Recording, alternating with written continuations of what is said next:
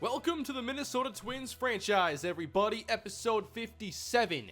We continue the month of May this episode with the Twins entering at 27-15, a massive turnaround from where this team was a couple seasons ago. We added so much firepower to our offense this season, and look at all the hot streaks. You see our new additions of Blackmon, Goldschmidt, Cruz, and Harrison. This offense has become one of the top in the major leagues with the second best batting average, tied for fourth in runs scored, and we're sixth in home runs with 58. We just need to keep this going as we take on the Seattle Mariners to start this episode, and they have a very similar record as us.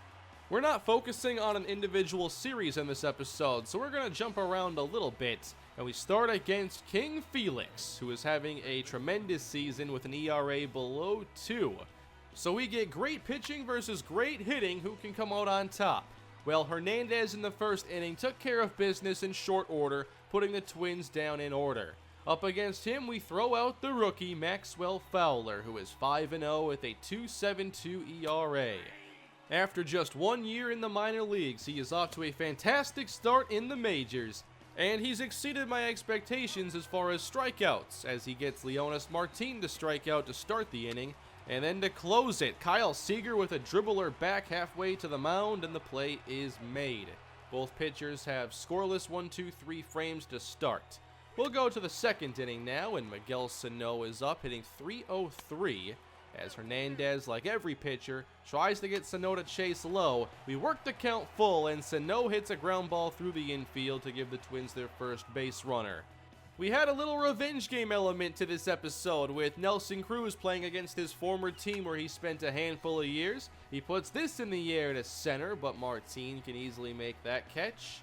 That brings up Jorge Polanco, and with a 2-0 count, line drive off of Hernandez, it ricochets to third base. Seager makes the play in time. Couldn't believe they made that, but Polanco's speed isn't really more than average. Bottom two for Seattle, this is Mitch Haniger with a high fly ball in shallow right, and Blackmon can't find it. It falls in front of him, rolls to the wall, and that's going to be essentially a 3-base error on Charlie Blackmon. I'm not sure what the problem was out there, but he couldn't see it. The Mariners get their base runner in scoring position, and then nothing close getting called here, and tremendous discipline, but eventually Flores does strike out on the high curveball. Fowler trying to save the run if he can. 2-strike count, then a 2-2, and a slow roller to second, and that will bring home the first run of the day. Mariners on the board, although it is not an earned run for Maxwell Fowler. Addison Russell strikes out to end the inning, but the Mariners do get the lead. We'll go bottom three again with the Mariners hitting, and this is Corey Spangenberg. And Fowler again has the count worked full, and he wins this battle with the strikeout with that sinker. That brings up the catcher, Mike Zunino, and he'll line this over second base and into center field. There is a hit for the Mariners. Their top hitter this season has been Melky Cabrera with a .345 average coming into this game. This pitch gets away from Garver, and Zunino moves up a base. Wild pitch charged to Fowler, and now a runner in scoring position. And ahead in the count, there's a line drive into center by Cabrera. Zunino races home, and he beats the throw. And again, Garver having some issues, whether it's fielding the ball cleanly or making good throws. Jason Castro's time on the DL is nearly over, but we've definitely seen that Garver's defense is not great. 2-0 Seattle as we go into the fourth, and that's a nice single hit by Josh Harrison into left field. He has really turned around his offense from the start of this season. With a 2-0 count, going with the pitch was Harrison, so what could have been a routine 6-4-3 double play instead lets Harrison move up to second for Nelson Cruz. So Cruz with 2 down and a 1-0 count, drives one out to deep left center, and that one is out of here. .398 for Nelson Cruz as he takes his old teammate Felix Hernandez way out to deep left center field. 8th homer of the year for Cruz. And one thing I love about sports is when a seemingly inconsequential play allows a major play to happen. If Harrison isn't going with that ground ball from Sano, this never happens, and the Mariners get out of the inning and preserve their lead. Well, that's not the case, and that's why I love sports so much. 2-2 as we go bottom 4. Mitch Haniger at bat, as Fowler can't get him to chase low that time. Count works full, and that time he will hack at it and misses the fastball below the knees. Maxwell Fowler doing a good job getting the strikeouts, and then a jammed pop-up to Goldschmidt. That's what we want to see, weak contact and strikeouts. Top 5, Minnesota. Here's Josh Harrison. Line drive into center. Coming in, Leonis Martin makes the diving catch to rob a hit from Harrison. Had he not caught this, there's a very good chance we could have scored another run to take the lead. Instead, we go bottom 5, and at this point with Maxwell Fowler's pitch count at 76, I was hoping for a quick inning that would allow him to get through a 6th, still with some energy, but he gives up a leadoff single. And with one away, Martin gets jammed, and the catch made by Sano. No double play. Then, with the 83rd pitch of his day, another weak ground ball up the middle, but this one's going to be a tough play, and Harrison can't make the throw in time. 2 on and 2 down for Kyle Seager. No call there on the slider. 2-2, grounded up the middle, and there's the play from Polanco. But that would do it for Maxwell Fowler in this game with 88 pitches through 5 innings. There were just too many long at-bats. To open the 6th, the very first pitch to Goldschmidt is drilled out of here to left center field. That puts Fowler in line for the win if we could hang on to this.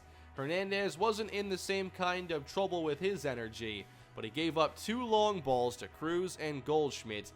This the 14th on the season for Goldie. What a season he is putting together. But even he only has the 2nd highest batting average on the team to Charlie Blackmon. Miguel Sano later, again with 2 strikes, gets another base hit the same way he did the first time around.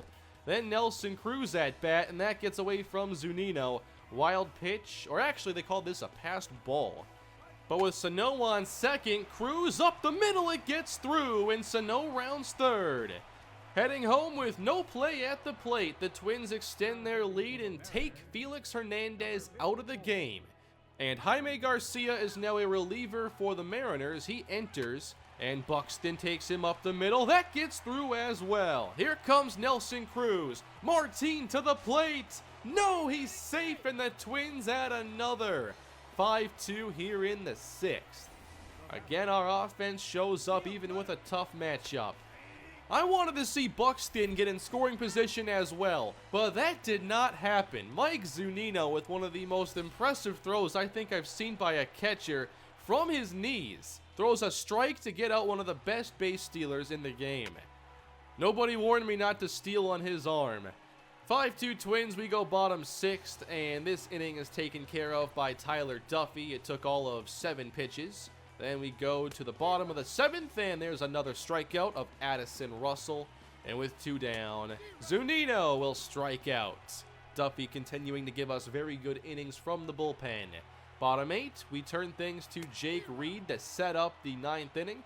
Leonis Martin goes down swinging. But in the top of the 9th, looking for an insurance run if we can get it. Buxton again up the middle. Another hit as his offense is starting to turn around. Then it's Mitch Garver, and he'll send this to the right center gap. And with Buxton on base, you know he's going to score on this. Mitch Garver into second, and that no longer makes it a save situation for Raisel Iglesias. Charlie Blackmon, 1 down. He finds a way past third base into the outfield. Garver rounds third. Blackmon to second. Another RBI double. Twins up 7-2. And that would be your final score as Wilhelmsen gets a pop-up to end the game. And the Twins go into Seattle against one of the top pitchers in the American League. And they show off their impressive offense and get the 7-2 victory, earning Maxwell Fowler a 6-0 record. And he's been a really fun pitcher to use. He's not an overpowering pitcher, but his control still gives you a lot of flexibility. Plus, he has a 5-pitch arsenal, so you can be creative in how you use the pitches, and you can be very productive with him. Twins win, we move on. We end up dropping our next game to Seattle, 5-7. This was another tough outing for Jose Barrios, whose ERA is hovering around 6 at the moment. Benny Yamamoto gets the victory, who was a pitcher that I nearly drafted. It was either going to be him or Maxwell Fowler at the #1 spot in that first draft. After this game, we got a trade offer from the Yankees, an interesting one, as they wanted veteran pitcher Lance Lynn, and they wanted to give up Brett Gardner. I didn't see the value with the 35-year-old Gardner, especially because Zach Granite is playing pretty well right now in the absence of Rosario, plus Lance Lynn has been pretty important to this rotation. We end up winning our next game against Pittsburgh with a complete game showing for Dallas Keuchel. And then we go on to game 2 right here. Lance Lynn takes the mound right after we say no to trading him. Lynn versus the young Tyler Glasnow, who enters with a 7.61 ERA. He's had a really tough go of things this season, and against our offense, that's not necessarily good news. Here's the ex-Pirate, Josh Harrison, making his return to PNC Park with a 14-game hitting streak. 2-1 pitch is jammed awkwardly into shallow right, and the play is made. Twins get nothing in the first. How about Lance Lynn now taking the mound with an ERA at 3.97? He is 4-4 on the season.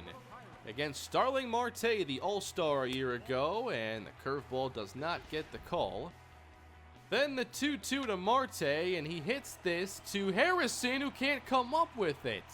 And this was a strange play because he went to barehanded. I did not understand why he didn't use his glove in this situation, but it gives Marte first base. And with his speed, what do you think happens? He takes off for second, and the throw is nowhere near close to even contesting that play. Next, the 1-2 to Allen Hansen, and good play made by Polanco, and the throw is not in time. Another speedy base runner for the Pirates reaches for the 3-hitter Woody Doms. And Doms goes up the middle, another hit for Pittsburgh, and easily scoring is Marte, advancing to third is Hansen. So Lynn finding himself in some real first inning trouble with nobody out. Now you get to Ricky Garcia, he lines this into right, that's caught by Blackman, and easily Hansen will score the second run of the inning.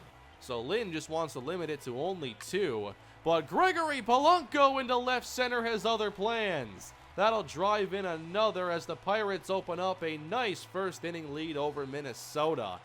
Here's where it gets weird because easily their most reliable hitter, Josh Bell, is hitting in the 6th spot, so we get to deal with him right here. Polanco standing on second base. 0-1 from Lynn. It gets through. Lance Lynn just can't get anything to go his way. The 1 out was a sacrifice. So we have to have a mound visit here and settle down the veteran to hopefully get through this inning and then some. Here's Francisco Cervelli into center field. It gets down for another hit. 4-0 Pittsburgh and still just 1 down. The 8-hitter is Christian Villanueva, and thankfully Lynn finally gets the strikeouts. And then you get the pitcher here in the National League, and Glasnow strikes out too. Just a terrible opening for Lance Lynn that has the Yankees maybe happy we did not accept that trade. In the second, we get a nice inside-out swing from Polanco for a base hit. And then Granite is going to try doing the same, although with a bit more hang time, it falls in.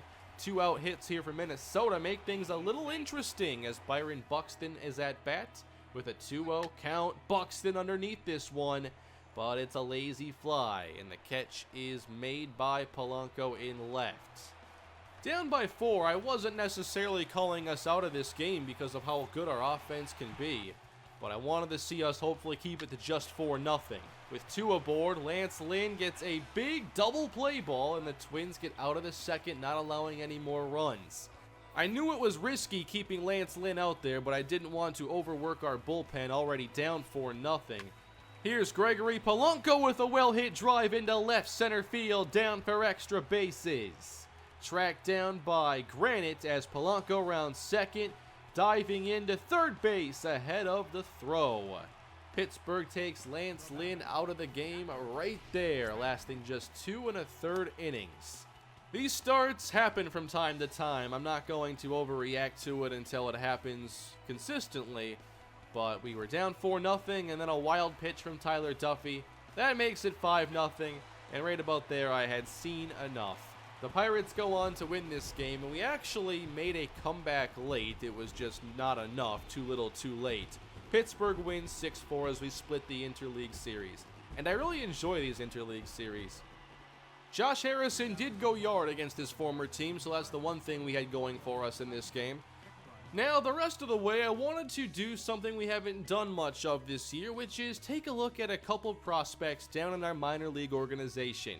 If you watch the spring training games, you know that Nick Gordon nearly made the final roster, and it was so tough sending him down to AAA. But now being at Rochester, his bat has cooled off significantly from the spring training exhibition games. He is batting .245 with 4 home runs and 18 RBIs. Here in the 5th, a line drive well hit to center right at the center fielder. As far as his defense goes, I think he'll be average to above average with his defense. And I do see him still as a future second baseman or shortstop at the major league level. I hope that next year it finally happens. I thought maybe this year it would, but we spent so much in free agency it wasn't necessary. He grounds one here in the infield again. Does have above average speed, but not elite like his brother D. Also, I do think that he will easily be a September call-up, considering we've already used his option for the year. Here was an interesting situation with 2 aboard, down by 3 as Gordon flies out to right. He goes 0 in this matchup as we lose to Buffalo. But I'm going to watch his progress every episode to see if his offense starts to get a little better. But I think the patient approach to this point has been the right one. And I hope that he can have a great year with the Red Wings until his time at the majors arrives. I also wanted to do a game with Daniel Palca because I have thought about calling up an outfielder. When I go through games and we haven't had an off day in a long time, it seems like our bench is a little too thin, especially for outfielders. And if Eduardo Escobar has to play in the infield, that limits us. Now, Josh Harrison can play outfield, but he's a starter. He's not really a bench player that can give us 1 or 2 games every now and then. So I think I have to make a move here soon to try and get up either Daniel Palca, who gets a nice base hit down the line here to drive in a run, or even Quintin Berry. And I might be leaning towards Berry because he's a higher contact hitter, and I don't necessarily need more power off the bench. I might just prioritize fielding and speed at that point. But I still wanted to play here with Palca because he has had 14 home runs this season, by far the most at Rochester, and we've had a lot of experience with him in this series. Here is catcher Justin O'Connor, whom I'd like to see get a chance at the majors eventually, but he strikes out here to leave Palca stranded on base. Another at-bat here for Daniel Palca, 1 for 4 on the day going into this one. Base is empty, and with a 3-0 count, we give him the green light, but he comes up empty. The very next pitch, this time he connects well into right field, down for extras as Palca tries to hustle out this double, and he slides in just in time. Now, who's up next? That would be Quintin Berry, who is hitting .311 on the season. And what can he do with Daniel Palca standing on second base? He gets a 3-1 count and hammers one out to deep right, toward the water, back and gone! A home run from Quintin Berry. I was not expecting that. He has also spent some time up at the major league level, and maybe he will eventually get back there again. There might be a roster move that we can make. I'm not sure if our bullpen is a little too large right now. Our bench consists of like Joe Mauer and a backup catcher, Chris Jimenez. We have A-Ray Adrianza, but there really isn't a backup outfielder. Well, there is Eduardo Escobar, who is a utility player, and he can play outfield, but it still hasn't seemed like enough. We got offered another trade in this episode, as the Diamondbacks wanted prospect Josh Hart for John Andrioli, and they're somewhat similar. They both are speedy contact outfielders. Looks like Andrioli is a little bit better hitter, but he's also further along in his career, so we are going to keep Josh Hart and continue to sim forward, again playing Seattle. And they don't want to see the Twins any longer as we take all 4 games at home and improve to 34-17. That's not even the best record in the majors, but it's so impressive considering where this team was before this season. By the way, Nelson Cruz has since surpassed the 400 home run milestone. He again homered against Seattle in this series. I believe this one here was 401, as Alvarez again gives us a good outing. In this 1-0 victory, a cleaner box score here, as we only had one pitcher. Dallas Keuchel improving to 7-0. Here are the records now for the major leagues, as we are still only 3.5 games ahead of Cleveland. It's a tough top of the division here. And around the league, you'll see that there are many teams with records similar to us. Giants are 36-17, the Yankees 32-21, and then our minor league teams are doing pretty good as well. Rochester has 28 wins, and then Chattanooga, they have 29.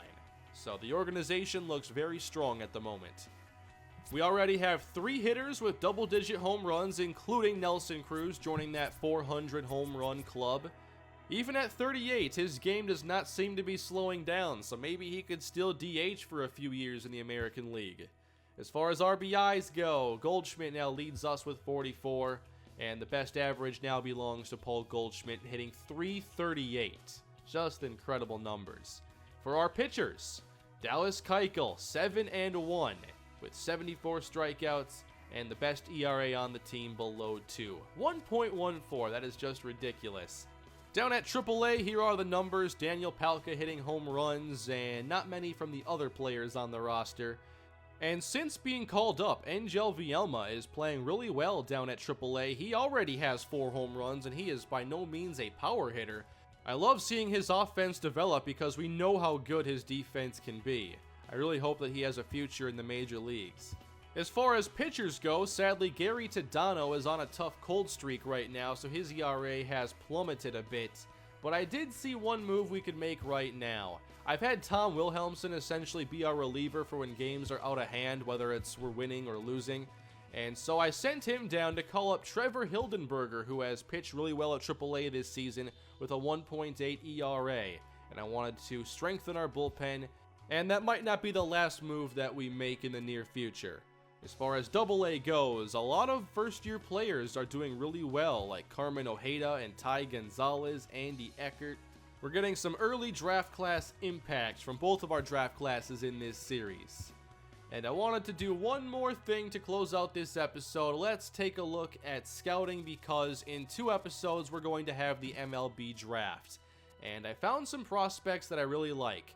I think bullpen, catcher, and outfield are my main targets, so I found some catchers I like. Here's Herschel Darden and Milo Conroy. Both are 19 years old. I'm okay getting players who are very young and won't be ready for a while. And Jason Dowling is another one. Elite speed, contact hitting outfielder. We could use additional depth in our system there. And last, John Irizarry, a starting pitcher who throws a cutter, a sweeping curve, and a changeup. Interesting arsenal of pitches, and he has apparently very high potential. Next episode will be our final before the MLB draft, and we will welcome back Jason Castro at some point as the team gets a little healthier. That is going to do it for this episode. Hope you all enjoyed it. Please leave a like if you did, and subscribe to the channel. You can hit that bell next to the subscribe button if you want notifications when I post my content. Don't forget to leave your feedback down below in the comment section on what you think about this team right now, and I will see you all next time. Have a great day.